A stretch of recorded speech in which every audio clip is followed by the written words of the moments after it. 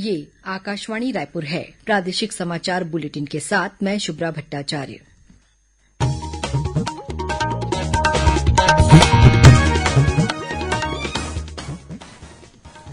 और अब पेश है आज के मुख्य समाचार। भारत में बच्चों का कोविड टीकाकरण इस वर्ष सितंबर में शुरू होने की उम्मीद। प्रधानमंत्री कल सुबह 11 बजे आकाशवाणी से मन की बात कार्यक्रम में अपने विचार साझा करेंगे। छत्तीसगढ़ माध्यमिक शिक्षा मंडल की हायर सेकेंडरी और व्यावसायिक पाठ्यक्रम मुख्य परीक्षा का परिणाम कल घोषित किया जाएगा।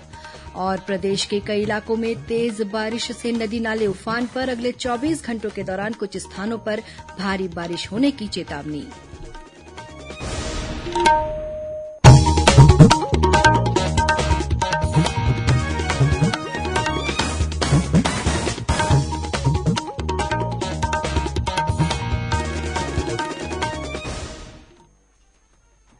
18 वर्ष से अधिक आयु वर्ग के लिए सरकारी केंद्रों पर निःशुल्क राष्ट्रव्यापी कोविड टीकाकरण अभियान जारी है। युवा श्रोताओं से हमारा आग्रह है कि स्वयं कोविड रोधी टीका लगवाएं और अन्य लोगों को भी इसके लिए प्रोत्साहित करें।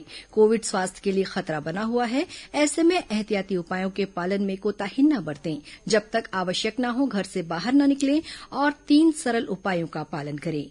मास्क लगाएं, 2 गज की सुरक्षित दूरी बनाए रखें, बार-बार हाथ धोएं और चेहरा साफ रखें। कोविड से संबंधित जानकारी और मार्गदर्शन के लिए राष्ट्रीय हेल्पलाइन काम कर रही हैं। छत्तीसगढ़ के लिए हेल्पलाइन नंबर है 104 और 0771 22359091।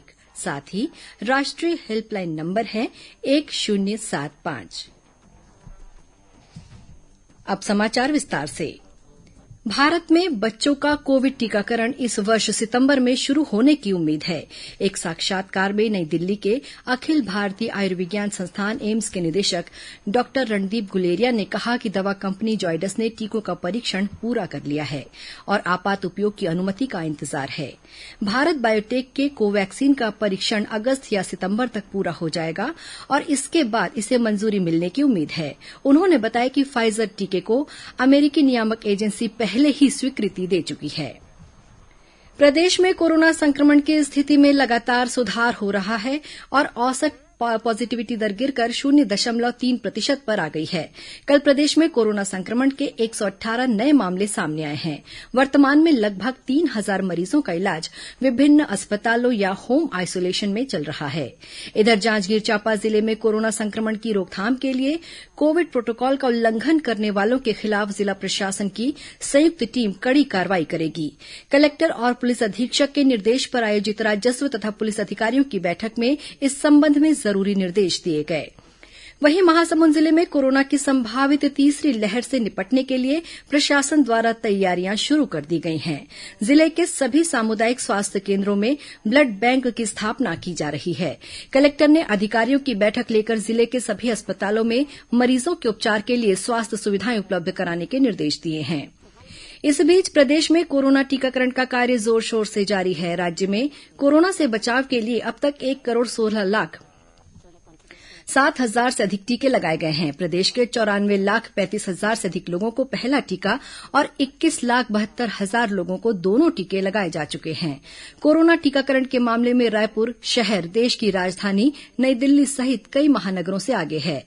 रायपुर शहर में अब तक 66.40% लोगों को पहला टीका और 19.82% लोगों को दोनों टीके लगाए जा चुके हैं। रायपुर जिले को आज कोविशील्ड वैक्सीन की 55,000 और कोवैक्सीन की 20,000 डोज प्राप्त हुई है। कल सुबह 9 बजे से जिले के सभी 44 टीकाकरण केंद्रों में कोरोना वैक्सीन लगाई जाएगी। उधर महासमुंद जिले के पिथौरा नगरीय निकाय क्षेत्र में 100% लोगों का कोरोना टीकाकरण किया जा चुका है। कलेक्टर डोमन सिंह ने 100% टीकाकरण होने पर स्थानीय पार्षदों को सम्मानित किया। प्रधानमंत्री नरेंद्र मोदी कल सुबह 11 बजे आकाशवाणी से मन की बात कार्यक्रम में अपने विचार साझा करेंगे। ये इस मासिक रेडियो कार्यक्रम की 79वीं कड़ी होगी। आकाशवाणी और दूरदर्शन के समूचे नेटवर्क पर इसका प्रसारण होगा। कार्यक्रम आकाशवाणी समाचार की वेबसाइट www.newsonAir news.air.com और news on AIR mobile app पर भी उपलब्ध रहेगा। ये आकाशवाणी, दूरदर्शन समाचार, प्रधानमंत्री कार्यालय तथा सूचना और प्रसारण मंत्रालय के यूट्यूब चैनलों पर सीधा प्रसारित होगा। छत्तीसगढ़ माध्यमिक शिक्षा मंडल की हायर सेकेंडरी और व्यावसायिक पाठ्यक्रम मुख्य परीक्षा वर्ष 2021 का परीक्षा परिणाम कल 25 जुलाई को घोषित किया जाएगा।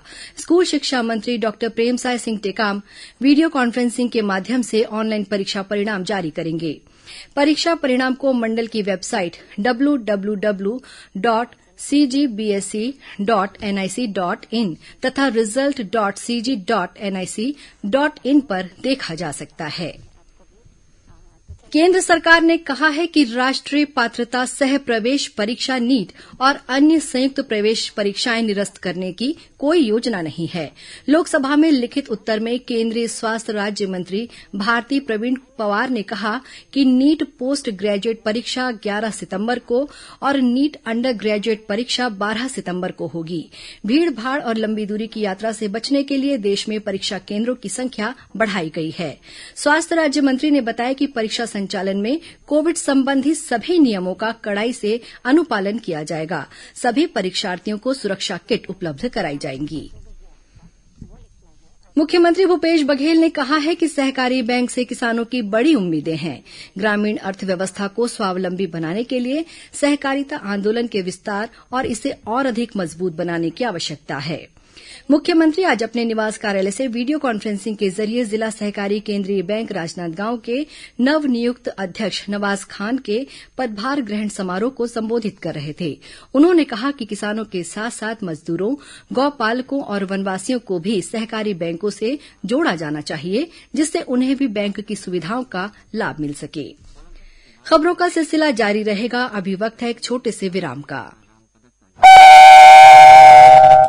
छत्तीसगढ़ में है थाना, गांव गांव पानी है पहुंचाना। छत्तीसगढ़ सरकार की अगुवाई में जल जीवन मिशन 2023 तक ले 39 लाख ग्रामीण परिवार मन के दुआर तक नल कनेक्शन ले पानी पहुंचाए की योजना शुरू करे है, जेमा 55 लीटर प्रति व्यक्ति प्रतिदिन के हिसाब ले सबो मनखे मन ला पानी उपलब्ध कराए जाही। अब हर जन ला मिलही जल, हर घर पानी, छत्तीसगढ़ ने ठानी पहुंचाबो पानी कुरिया कुरिया, मुहाटी मुहाटी। अधिक जानकारी बर ग्राम जल एवं स्वच्छता समिति में संपर्क करो। जल जीवन मिशन द्वारा जनहित में जारी। प्रादेशिक समाचार आप आकाशवाणी रायपुर से सुन रहे हैं और अब आगे बढ़ते हैं बाकी के समाचारों की ओर।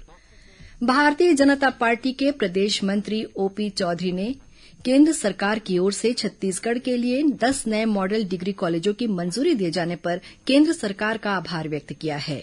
श्री चौधरी ने कहा कि केंद्र सरकार की ये पहल छत्तीसगढ़ में उच्च शिक्षा को और अधिक गुणवत्तापूर्ण बनाने में क्रांतिकारी सिद्ध होगी। टोक्यो ओलंपिक खेलों में भारत ने शानदार शुरुआत की है।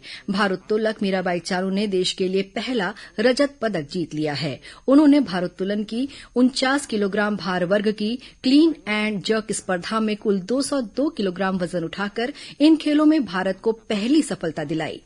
राष्ट्रपति रामनाथ कोविंद, उपराष्ट्रपति एम वेंकैया नायडू, प्रधानमंत्री नरेंद्र मोदी, केंद्रीय खेल मंत्री अनुराग सिंह ठाकुर और छत्तीसगढ़ के मुख्यमंत्री भूपेश बघेल ने मीराबाई चानू को उनके शानदार प्रदर्शन के लिए बधाई दी है। भिलाई इस्पात संयंत्र की 5 खिलाड़ियों डी अनुषा, जसदीप कौर रंधावा, आंचल यादव, इशिका सिंह और हर्षिता प्रसाद का अंडर 16 महिला राष्ट्रीय बास्केटबॉल कोचिंग के लिए चयन किया गया है। वहीं सोनीपत हरियाणा में 26 से आयोजित जूनियर मेन राष्ट्रीय मुक्केबाजी प्रतियोगिता के लिए स्टील प्लांट स्पोर्ट्स बोर्ड की टीम में भिलाई स्टील प्लांट के उत्कृष्ट कोच द्वारा प्रशिक्षित 3 खिलाड़ियों का चयन किया गया है। और अब पेश है मौसम का हाल। प्रदेश में इन दिनों मानसून की गतिविधियां तेज हो गई हैं। बीते 24 घंटों के दौरान राजधानी रायपुर सहित प्रदेश के कई इलाकों में अच्छी बारिश दर्ज की गई। इससे कई नदी नालों का जलस्तर बढ़ गया है। वहीं कुछ मार्गों पर आवागमन प्रभावित होने की भी खबर है। रायगढ़ जिले में बीते 2 दिनों से हो रही रुक रुक कर बारिश से निचले इलाकों में पानी भर गया है। इसी तरह मुंगेली जिले में भी लगातार बारिश से नदी नाले उफान पर हैं। पथरिया की निचली बस्तियों में बारिश का पानी घुस घुस गया, जिससे लोगों को परेशानियों का सामना करना पड़ा। मौसम विभाग के मुताबिक झारखंड और उससे लगे उत्तर छत्तीसगढ़ तथा ओडिशा के ऊपर एक निम्न दाब का क्षेत्र स्थित है। इसके साथ ही ऊपरी हवा का चक्रवाती घेरा भी विस्तारित है। वहीं निम्न दाब के क्षेत्र से उत्तर गुजरात तक छत्तीसगढ़ और मध्य प्रदेश से होते हुए एक द्रोणिका बनी हुई है। इसका असर छत्तीसगढ़ में भी देखने को मिल रहा है। इसके प्रभाव से आगामी 24 घंटों के दौरान प्रदेश के अनेक स्थानों पर हल्की से मध्यम बारिश होने की संभावना है। इसके अलावा कुछ स्थानों पर तेज बारिश होने की भी चेतावनी दी गई है। इस बीच पेंड्रा अमरकंटक क्षेत्र में तेज बारिश होने के कारण अरपा भैंसाझार बैराज से आज सुबह 700 क्यूसेक पानी छोड़ा गया। इससे बिलासपुर शहर में अरपा नदी का जलस्तर बढ़ रहा है। इसके मद्देनजर सिंचाई विभाग ने नदी के आसपास रहने वाले लोगों से सतर्कता बरतने की अपील की है। अब कुछ खबरें संक्षिप्त में। भगवान शिव की आराधना का प्रतीक सावन मास कल से शुरू हो रहा है। इस अवसर पर राज्यपाल अनुसुईया उइके और मुख्यमंत्री भूपेश बघेल ने प्रदेशवासियों को शुभकामनाएं दी हैं। पंचायत और ग्रामीण विकास विभाग की एजेंसी छत्तीसगढ़ ग्रामीण सड़क विकास अभिकरण ने प्रधानमंत्री ग्राम सड़क योजना के अंतर्गत स्टेट क्वालिटी मॉनिटर्स के इम्पैनलमेंट के लिए 31 जुलाई तक आवेदन आमंत्रित किए हैं। भाजपा के प्रदेश अध्यक्ष विष्णुदेव साय ने वरिष्ठ पत्रकार राजा दास के निधन पर शोक व्यक्त किया है। छत्तीसगढ़ पाठ्य पुस्तक निगम ने राजनांदगांव के सभी अशासकीय स्कूलों में अध्ययनरत विद्यार्थियों के लिए निःशुल्क पाठ्य पुस्तक का वितरण शुरू कर दिया है। इसके तहत विभिन्न विकासखंडों में अलग अलग दिवसों में पाठ्य पुस्तक का वितरण किया जाएगा। दिव्यांगजन कल्याण की योजनाओं और उससे संबंधित सभी शासकीय कार्यवाहियों में विकलांग के स्थान पर दिव्यांग शब्द का प्रयोग किया जाएगा। दिव्यांगजन अधिकार अधिनियम 2016 के परिप्रेक्ष्य में राज्य शासन द्वारा इस संबंध में अधिसूचना जारी कर दी गई है। राजनांदगांव जिले में चिचोली स्थित उरई डबरी के पास 4 पहिया वाहन की टक्कर से मोटरसाइकिल सवार 2 युवकों की मौत हो गई। रायगढ़ के पुलिस अधीक्षक ने जिले के 4 निरीक्षकों और 2 उप निरीक्षकों के स्थानांतरण का आदेश जारी कर दिया है। जांजगीर चांपा जिले में मालखरौदा पुलिस ने नौकरी लगाने के नाम पर करीब 9.5 लाख रुपए की ठगी करने के मामले में 3 आरोपियों को गिरफ्तार किया है। दुर्ग जिले में सुपेला पुलिस ने एक निजी नेटवर्क मार्केटिंग कंपनी में शेयर होल्डर बनाने के नाम पर लोगों से लाखों रुपए की ठगी करने के मामले में कंपनी के 2 संचालकों को गिरफ्तार किया है। दुर्ग जिले के भाटा गांव स्थित लिफ्ट इरीगेशन यूनिट पुनः तैयार हो गई है। इससे 1,500 हेक्टेयर क्षेत्र में सिंचाई की सुविधा मिल सकेगी।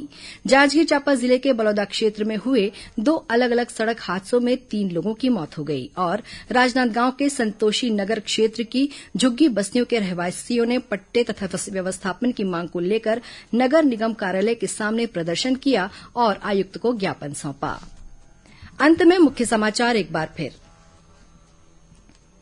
भारत में बच्चों का कोविड टीकाकरण इस वर्ष सितंबर में शुरू होने की उम्मीद।